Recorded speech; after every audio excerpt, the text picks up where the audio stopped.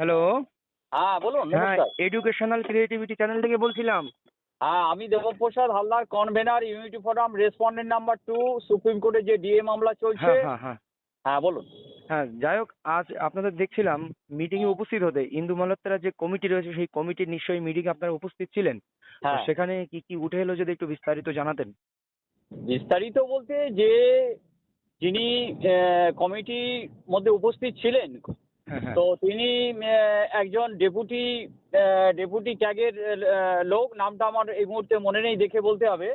তবে তিনি মাইনরলি শুনেছেন, সবার কথা মন দিয়ে শুনেছেন। আমরা যারা রেসপন্ডেন্ট উপস্থিত ছিলাম প্রত্যেকের কথা খুব মনোযোগ দিয়ে শুনেছেন, এবং হ্যাঁ। অবশ্যই ইআইসিপিআই মেনটেন করার কথা সরকারকে বলবেন, এটা হুম। কথা দিয়েছেন। কারা কারা উপস্থিত ছিলেন মোটামুটি আজ? রেসপন্ডেন্ট নাম্বার 1 এর পক্ষ থেকে ফিরদৌস তামিম এবং মলয় মুখোপাধ্যায়, শ্যামল মিত্র, এনারা উপস্থিত ছিলেন। আমাদের অ্যাডভোকেট ছিলেন উদ্দাম মুখার্জি এবং গুড্ডু সিং, এবং আরো অনেক অ্যাডভোকেট উপস্থিত ছিলেন, এবং আমি নিজেই উপস্থিত ছিলাম, দেবপ্রসাদ হালদার। মোটামুটি সবার পক্ষ থেকে উপস্থিত ছিলেন মোটামুটি আজ যেটি হ্যাঁ, হয়েছে। হ্যাঁ, হ্যাঁ, হ্যাঁ, সবাই এর পক্ষ থেকে উম, উপস্থিত ছিলেন, মোট এবং হ্যাঁ। সরকারি কর্মচারী পরিষদের হয়েও উদ্দাম মুখার্জি সাহেব ছিলেন এবং গুড্ডু সিং ছিলেন। আচ্ছা, এই শুধু কি এই বিষয়ে আলোচনা হয়েছে না আরো অন্য অন্য কোনো বিষয়ে আলোচনা হয়েছে?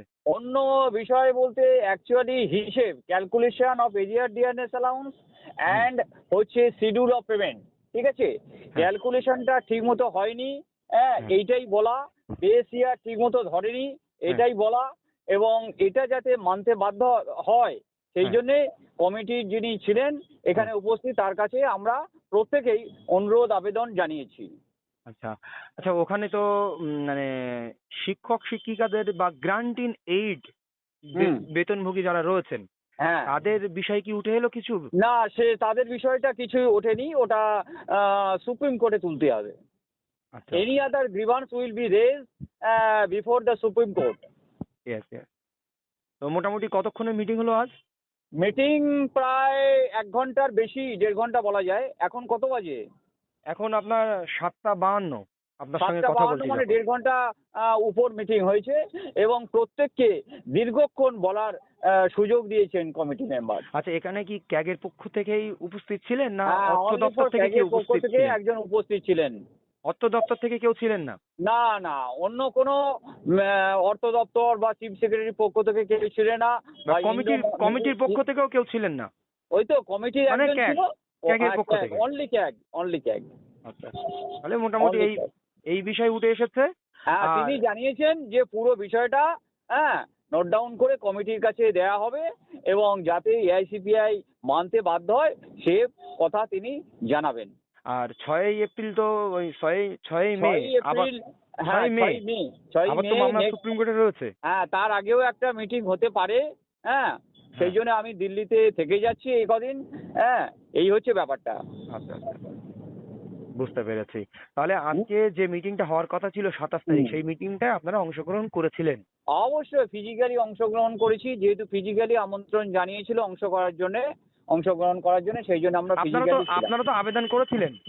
আবেদন করেছিলাম, সাড়া দিয়েছিলেন, এবং সেই অনুযায়ী আমরা আহ, উপস্থিত ছিলাম।